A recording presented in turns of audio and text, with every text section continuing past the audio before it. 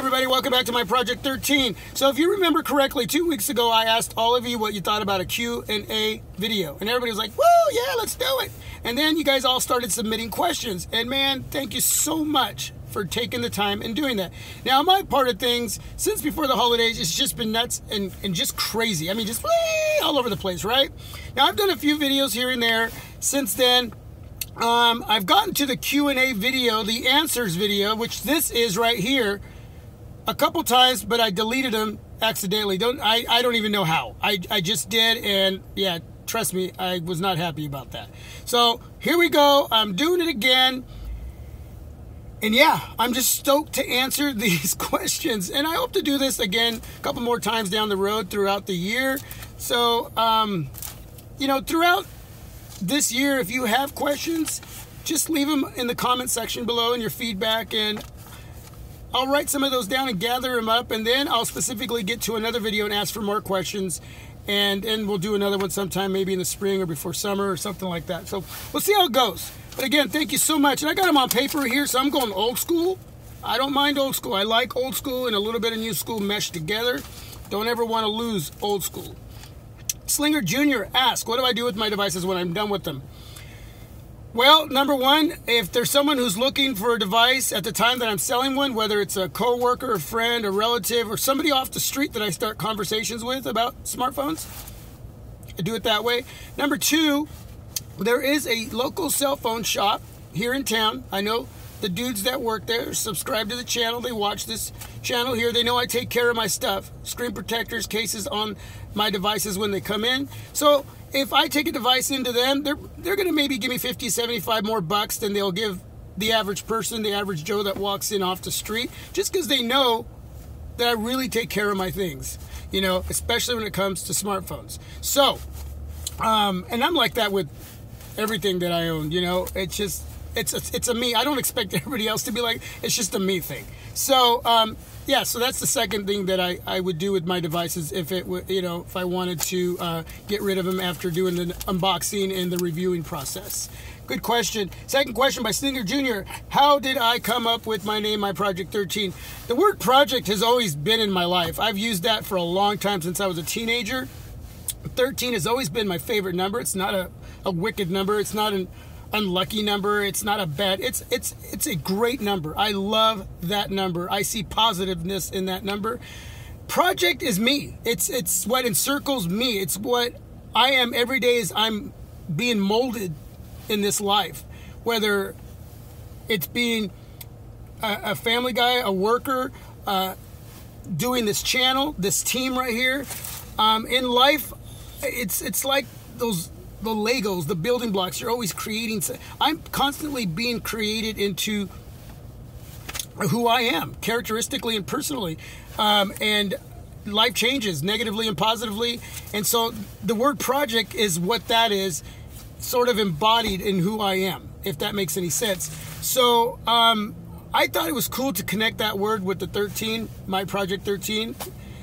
Even though I consider this a team project here, you know, I just thought it was a cool name and a meaningful name to attach to this channel as this journey continues, because the journey is a project and my life is that. So that's how I got that. I know that's a lot, but it's what I am. So thanks. That's a great question. LJ Asong asks, will a blue device last for 6 months without any software or battery issues? You know, LJ, I have not had my blue devices longer than 6 months. I've only had them longer than 2 months. So I don't know, but what I do know, a week or two into using your devices, they're going to start showing their true colors, if at all. Sometimes from day one till however long you have them, they're the same. But a lot of times devices will show any kind of quirkiness, any kind of weird, you know, weird things that are going on in the device, whether it's stickiness, lagginess, stutter, battery issues, and a lot of that too, there's a lot of variables into that. Could be what you're downloading. So if you're you know, downloading games off the web, third-party apps, different things, even off the Play Store, if your device isn't optimized for those apps, it can act weird. So every time you download something, make sure you run that app without downloading anything else for at least a day or two to make sure your device doesn't act up. Now, these blue devices for me have been wonderful from day one. So if you have a 14-day, 30-day return policy, you see anything really weird, return it, exchange it. If you keep it past that time, you have a 1-year manufacturer's warranty. Use that, utilize it. But for me, I've had no issues. Now, I did get a blue device a year ago, maybe. I don't even remember exactly when. And right off the bat, it just sucked. I had it for one day and I returned it the next day. So it was just really, really bad, just laggy, really sticky, and there was no reason for it. But the Blue Studio Energy 2, the Blue Pure XL, great. Yeah, I mean, every device has its quirks. Every device has things that, whether it's a budget device or a flagship device, mid-range device, I don't care what you have. Everything has something negative. I've run into tons of things on all sorts of devices. But a lot of them, most of the time, are annoyances, and they're not deal breakers. So, yeah, so I don't know. But if you have one for longer than 6 months, let me know, LJ, okay? Good question. JP asks, when did I start getting into phones? That was actually kind of an accident. I had a Huawei device, a ZenMate 2. Got it shipped from, I think it was Texas, out of Texas. Huawei has a facility there. I got to know the supervisor really well there. Really great crew there. It was really helpful. I was trying to explain an issue with the screen, and I decided to make a video and submit that via email. They actually saw what was going on with that device. They replaced it, and then in the end, I ended up getting my money back. So I thought it was kind of cool to make a video doing that. And I actually then went to purchasing a Nexus 5, and I thought, well, I'm going to do a video on that. And it had to do with memory. And I can't remember, you can watch that video on the channel. It's one of my first videos. But I started getting responses and feedback. And then I just decided, this is fun. This is great. Not only can I help people, but they can help me learn more than I already know. So I started the channel. I wasn't monetized or partnered with YouTube at all. But I just started creating videos, and if you watch some of those videos, I laugh at myself, but I don't take them down, because even though there's areas that I screwed up in, there's a lot of areas that I did it right. And I got a lot of help from a lot of you out there who actually encouraged me to keep going. And I still get feedback off the first, second, third, fourth, videos from back then. I'm still getting feedback, and I'm getting positive feedback. And it's awesome. It's been awesome ever since. So it was an accident, and I just fell in love with the whole process. And all of you out there have been just very supportive since I started it. And I thank you. We're almost to 1,000 subscribers, and that tells me I'm doing something right, even through my mistakes. I'm being able to rectify that, and I have learned a lot along the way, and I appreciate you taking the time to take advice from me, a person who just wants to help. I just want to be a part of this, and wow, it's an honor, and I'm humbled by the whole experience. It's just cool. Great question, JP. Kimberly Newman asks, how did I become so knowledgeable with tech? And that kind of ties into that.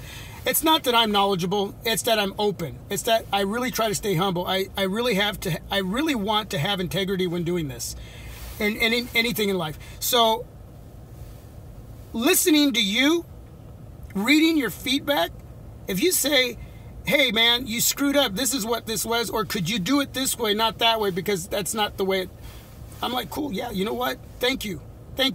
And then I do that. I'm willing to be open to learning from you, the viewer, the subscriber, everybody on the team, to anybody that surrounds my life that can impact my life. And that is the biggest way to get knowledge into your heart and into your brain. Okay, if you think you know it all, no. You're going to close yourself off from becoming more knowledgeable. And gaining knowledge is, in due respect to that word, and to that activity, you gain knowledge, you must share it. Okay, you got to share it. There's people hungry out there who want to know. And that's what I do here. So I continue to learn. I continue to share. I got some top subscriber, or not top subscribers, top dogs out there who have their own channels that have actually subscribed to this channel and who watch me and who've given me positive, constructive criticism. And thank you. You know who you all are out there. And along with you, the viewer and the subscriber, you know, with what I already knew, man, this project that I am and what this channel is has just been growing in so many different ways. And that's how I become knowledgeable. It's not a given right, it's a privilege. And I'm privileged to have the knowledge that I do have and the want to still be hungry and gain more knowledge. Thanks, Kimberly. That's awesome. Hey, you also ask, have I ever broken or ruined anything? And I think that has to do with tech. Yeah, I made this video a couple times and I deleted it accidentally. Yeah, crazy. But no, as far as losing a lot of information, like on a PC or something, I've always have external drives, back it up on DVD, or, you know, a CD, SD card, flash drives. So I'm pretty careful with all that kind of stuff. You know, I have a billion ways to do that, the cloud. But I mean, I've deleted some photos and, you know, little things here and there, but nothing substantial to where I'm like, oh my gosh, are you kidding me? Where I had to pay somebody to go into my drive and try to get everything out of it. No, thank God. So anyway, great question. Tukas Armanis asks, what is my name, what is my age, and where am I from? Well, I'm from the United States, Oregon, Portland, Oregon. And Anthony Edward, but I like my Project 13. And how old am I? Well, how old do I look? I'm not going to tell you my age. You guys can take a guess. But I'm going to keep that one with me. Great question. Bar none, fade all asks, what is my daily driver? Right now, it is the gold Huawei Nexus 6P Powerhouse Super Daddy. Came home right here using it today for this video.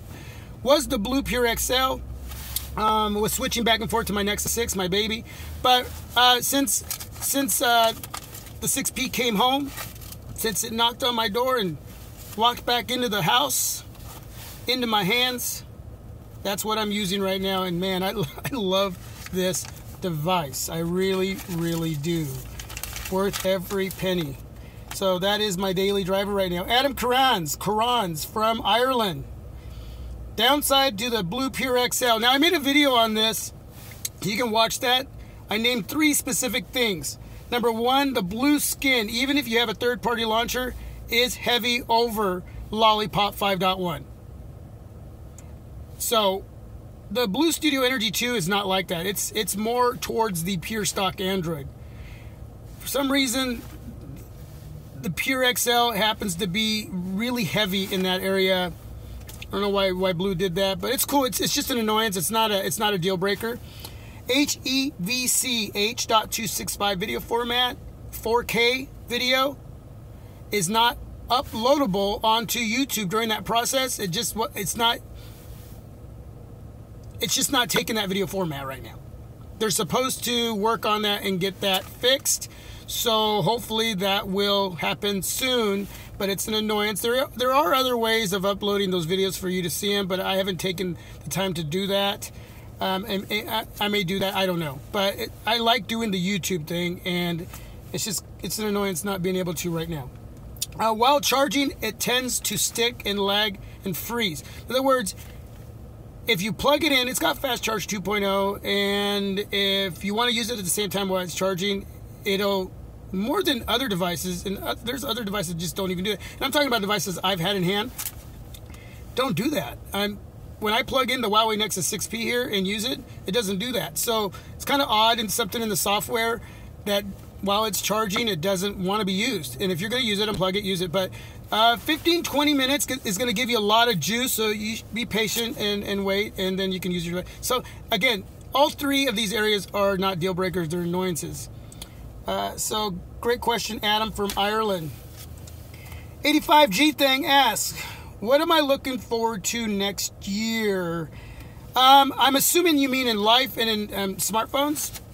in life, just to get better at what I do here, better in life, everything that surrounds me, just be a better example, continuously wanting to learn and up the game in everything that I do. And if I fall, get back up and go at it even harder. You know, that's what I want to do in everything. And smartphones, I wanted to see devices in the budget, mid-range, and I want to see a different genre, sort of like the Moto X, a different name for that brand of device. Anything that fits in that category between the Moto X and the Nexus 6P, that's a whole different category. You know, mid-range 200 to 350, close to 4, and then there's 4 to 5, and then it goes higher, right? So yeah, I want to see price become a huge deal in the smartphone industry as far as competitiveness. And I want to see different devices come out with more on them for a lesser price. So battery. I want to see 5,000 milliamp batteries on a device that will work without overheating, that won't cause any kind of issues with the device. I want to see better batteries, better pricing. So if that makes any sense, I think that's what we all want. That sounds cliche-ish, but it's what we want. We're in a time where that should be happening. Okay? Whether you're buying a $100 device, 2, 3, 4, 5, 6, whatever. So great question. Noam Solomon asks, is the LG Nexus 5X worth picking up? Not at $379. You got better options. You got the Nexus 6. You got the Moto X Pure Edition. You got, even under $200, the Moto G 3rd Gen and the Blue Studio Energy 2. And again, I'm talking about devices that I personally had in hand, not devices that... There's other devices out there I'm sure are worth picking up over that device specifically. But if you can find that device for $299, 16 gig variant, then yes. Okay, it's a decent phone. It's worth picking up, but not at $379. It's got to be at least $40 or less to 50 to 60 bucks less to 70. Okay, like I said, $299, maybe $329. Yeah, for what it has and what it is, you know, yeah, it at that price. But again, the Nexus 6, I would still pick that up over that. So I just think they really skimped on that device and it could have been better. So if you really want that device and you're intrigued with it, don't pay any more than $329, the 16 gig variant. Okay, hopefully you can get it for $299. Great question. Metal Crip 89 asks, what are my thoughts on 2006 as far as in 2016 with devices? My thoughts so far, especially watching CES, mid-rangers and budget devices are coming out hard. I mean, yeah, foreign devices. LETV, L-E-T-V. That device is only going to cost $545 or $540, something like that. Still spendy, but not like 6, 7, 8. And that's going to have like 4 gigs of RAM, 1440 by 2560 display. It's going to have somewhere like a 4,000 milliamp battery. I don't know. I could be wrong on that. But all I'm saying is that a lot of these foreign companies are coming in with a lot of choices when it comes to budget and mid-range devices that are trying to take over the market. And this is the year that I want to see them make a stamp in the smartphone industry. I want the big boys out there, and you know who you are, to start looking at that and throwing some competitiveness as far as pricing. I want you to compete with these companies coming in because they're not afraid of you. And people are waking up and saying, woo, yeah, you can pick up a real decent device for $200, $300, $400, $500 with killer specs. That's what I want to see. I want to see the big boys cry. That's what I want to see. So, great question, Metal Crip 89. I'm sure that there were other questions, and if I missed any, I apologize for that. Now, I will go back and do some homework on the videos, and if there's something that I missed, I will gather those and add them to the next video. But those were great questions. I know that there was one or two other ones I had on my mind, and I can't remember. I think one of them, I can't remember who it was, asked what were my hobbies. And I love playing basketball. I love drawing. I love music. I'm an artsy person. I love art, man. I'm a big fan of sports. And yeah, that was one of them. What was it about the Cowboys? I think that was right over here. And that was actually 85G thing. I'm glad I kept talking. Number 4 pick out of the draft for the Cowboys. My heart wants a quarterback, but logic has to go with defense. You got to get more on defense, get stronger on defense, and pick up a young quarterback out of the NFL league, not out of college. Pick up a quarterback that's been around for 2-3 years, that's been on the bench, that's been in and out on whatever team that Dallas can scope out, and bring in somebody that's already got some little bit of knowledge of the NFL game. Get Romo to mentor that young quarterback, and that's how this quarterback should come in, not in the draft. Dallas has not had any luck in past years with picking up quarterbacks. They just don't. So that's the way I'd like to see them with number 4 pick, is get somebody for defense and then pick up a quarterback out of the league that's already got a little bit of experience in the NFL. And Romo, I love you. Hope you subscribe to this channel, but it's time to retire. Give the body a rest. Your mind wants to do it, but your body can't. You've done enough. You're a great quarterback, but it's time to have some quality of life with your family. Okay. Anyway, yeah, so I think that's it. Thanks for taking the time. Again, if I missed you, I'll try to find it, add it to the next list when I do another Q&A video. Woo! I better not delete this one, right? Anyway, you guys, thanks for taking the time on myproject13. Thanks for being a part of the team. Almost 1,000 subs. Woo! Man, I wish I could get together with all of you and throw a little party. Till the next video, everybody, God bless. Have a great day. I'm out. Peace.